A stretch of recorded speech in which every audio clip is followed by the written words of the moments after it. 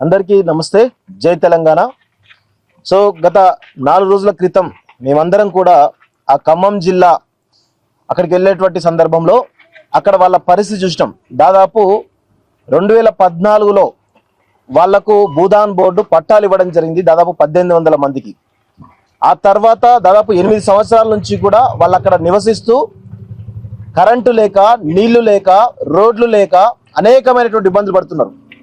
అక్కడ ఉన్నటువంటి చిన్న చిన్న పిల్లలు కూడా, సార్ మాకు స్కూలుకు పోతుంటే లేట్ అవుతుంది, మాకు నైట్ పూట కరెంటు లేక మేము హోంవర్క్ చేయకపోతే మా టీచర్లు కొడుతున్నారు అని చెప్పేసి చిన్న చిన్న పిల్లలు వాళ్ళ ఆవేదనతో చెప్పడం జరిగింది.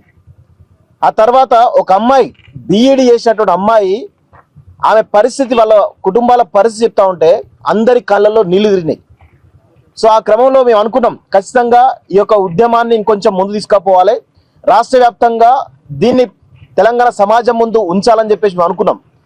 అయితే గత 2-3 రోజుల నుంచి కూడా ఈ ఏదైతే కొంతమంది ఆ పోరాటం చేసిన వాళ్ళు ఎవరైతే హైదరాబాద్లో రౌండ్ టేబుల్ పెట్టాలని చెప్పేసి అనుకున్న సమయంలో ఈరోజు మధ్యాహ్నం 3 గంటలకు ప్రెస్ మీట్ ఉండే, రౌండ్ టేబుల్ కాన్ఫరెన్స్ ఉండే.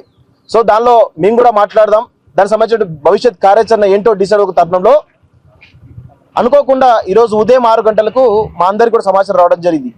దాదాపు 10,000 మంది పోలీసులు అక్కడికి రెవెన్యూ డిపార్ట్మెంట్తో సహా ఇరిగేషన్ డిపార్ట్మెంటు, కలెక్టర్ ఆఫీస్ సంబంధించినటువంటి సిబ్బంది మొత్తం దాదాపు 10,000 మంది ఆ యొక్క 1000 మంది గుడిసెలు కట్టుకున్నటువంటి పేద ప్రజల పైన అరాచకాలు, దుర్మార్గాలు చేసి అక్కడున్నటువంటి అన్నిటిని కూడా, నేను విచిత్రంగా ఏంటంటే ఒక జర్నలిస్ట్తో మాట్లాడితే ఏమన్నానంటే, అన్న ఇక్కడ ఖమ్మం జిల్లా నగరంలో ఉన్నటువంటి అన్ని జేసీబీలు కూడా ఈరోజు అక్కడ ఉన్నాయన్న, ఏ ఒక్క జేసీబీ కూడా వేరే కడ లేదు అని చెప్పేసి అంత పెద్ద ఎత్తున కలెక్టర్ ఆధ్వర్యంలో ఇటు మంత్రి తుమ్మల నాగేశ్వరరావు ఆదేశాలతోటి దాదాపు 10,000 మంది అక్కడ పోవడం జరిగింది.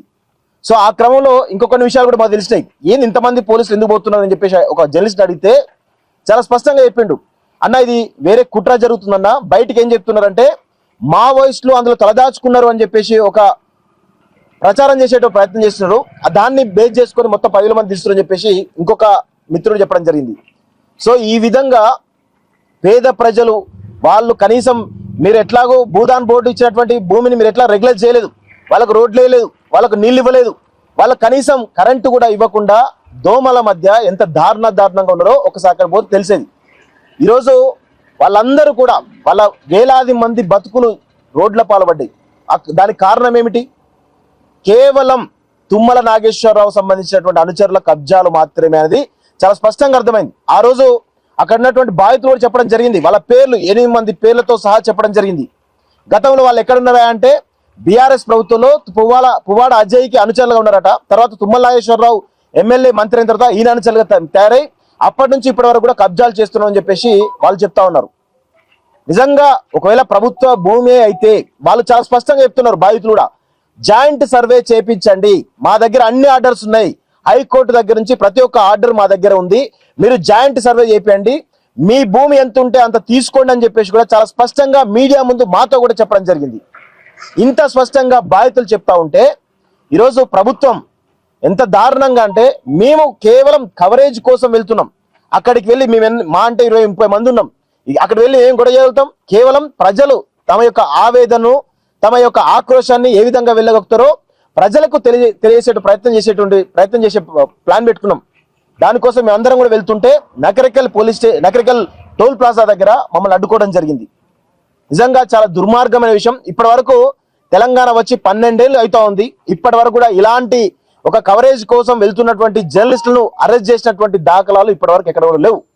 సో రేవంత్ రెడ్డి ప్రజాప్రభుత్వం అని చెప్తూ ఈరోజు ఎవరికి చంద్రబాబు అడుగులకు మడుగులొత్తుతూ, చంద్రబాబు అదేవిధంగా తుమ్మల నాగేశ్వరరావు సంబంధించిన ఆదేశాలతోటి రేవంత్ రెడ్డి చాలా క్లియర్ గా దాదాపు 60 ఎకరాలు అంటే ఎందుకు వీళ్ళ కనుబడ్డదని ఒకసారి ఆలోచిస్తే, కలెక్టర్ ఆఫీస్ పక్కనే ఉన్నది, అదేవిధంగా అక్కడ ఇంటర్నేషనల్ స్కూల్ పడ్డది, అక్కడ అంతా కూడా డెవలప్ అవుతున్నది, అక్కడ ఉన్నటువంటి రేట్లు అమాంతా పెరిగిపోయినాయి.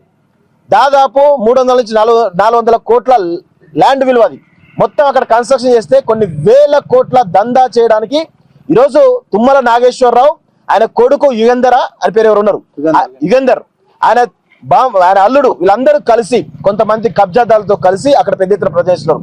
మేము ఒకటే అడుగుతా ఉన్నాం, పొంగులేటి శ్రీనివాసరెడ్డి ఏం తెలియనట్టు నటిస్తా ఉన్నాడు, కానీ అదంతా ఆయనకు తెలిసే జరిగినట్టు మాకు అనిపిస్తా ఉంది. డిప్యూటీ సీఎం కు తెలుసు, అందరూ తెలుసు.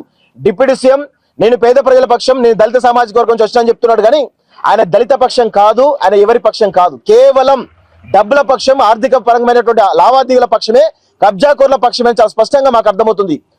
డిప్యూటీ సీఎం బట్టి అంటే మాకు గౌరవం ఉండేది, కానీ ఈరోజు ఆ వేలాది మంది పేద ప్రజల బతుకులు చూసిన తర్వాత నిజంగా మీరు నాయకులుగా ఉండడం, తెలంగాణ బిడ్డలుగా ఉండడం నిజంగా మా అందరికి కూడా అవమానకరంగా అనిపిస్తా ఉంది. మీరు ముగ్గురు కలిసి ఖమ్మంని నాశనం చేస్తా ఉన్నారు. ఖమ్మంలో ఉన్నటువంటి పేద ప్రజల రక్తాన్ని పిప్పి పీల్చేసి తాగుతా ఉన్నారు. అంత రక్త పిశాచులాగా తయారవుతా ఉన్నారు మీరందరూ కూడా.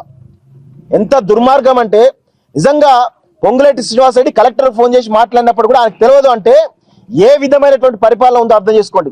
మేము ఇక్కడ నుంచి వెళ్తా ఉంటే పోలీసులు మానిటర్ చేస్తున్నారు అంటే ఖచ్చితంగా పోలీస్ డిపార్ట్మెంట్, హోంమంత్రి ఎవరైనా అంటే రేవంత్ రెడ్డి, ఖచ్చితంగా రేవంత్ రెడ్డి ఆదేశాలతోటి తుమ్మల నాగేశ్వరరావు ఆధ్వర్యంలోనే మాలాంటి వాళ్ళ అరెస్ట్ జరిగింది. సరే, ఈ రోజు వరకు మా యొక్క గొంతులు నొప్పించు కాక, మా గొంతులను వినిపించకపోవచ్చు కాక, భవిష్యత్తులో ఖచ్చితంగా దీనిపైన చాలా సీరియస్ గా అన్ని రకాల పోరాటాలు చేయడానికి మేము సిద్ధంగా ఉన్నాం. న్యాయ పోరాటాలు చేస్తాం, ప్రజా పోరాటాలు చేస్తాం. ఇక్కడ తెలంగాణ సమాజంలో ఉన్నటువంటి ప్రజాస్వామిక వాదులందరినీ కూడా ఏకం చేసి ఖచ్చితంగా ఐక్య పోరాటాలు చేసి వాళ్ళందరికీ కూడా వాళ్ళకందరికీ ఎవరైతే అక్కడ నివసిస్తున్నారో వాళ్ళకు మళ్ళీ అఫీషియల్ గా వాళ్ళకు అక్కడ ఉండేటట్టుగా ఖచ్చితంగా మా పోరాటాలు అదే విధంగా కొనసాగుతాయని చెప్పేసి ఎక్కడ కూడా పొంగులేటి శ్రీనివాసరెడ్డి కానీ, లేకపోతే ఇటు తుమ్మల నాగేశ్వరరావు కానీ, బట్టి కానీ, లేకపోతే ఈ ప్రభుత్వాలు కానీ, హోంశాఖ కానీ ఎవరు అడ్డొచ్చినా కానీ ఖచ్చితంగా మా పోరాటం ఆపేదలేదు. చివరి వరకు వాళ్ళకు పట్టాలు ఇచ్చి వాళ్ళ ఇల్లు కట్టుకునే వరకు కూడా మా యొక్క పోరాటం ఆపేదే లేదు అని చెప్పేసి చాలా స్పష్టంగా మేము చెప్తా ఉన్నాం. Thank you very much.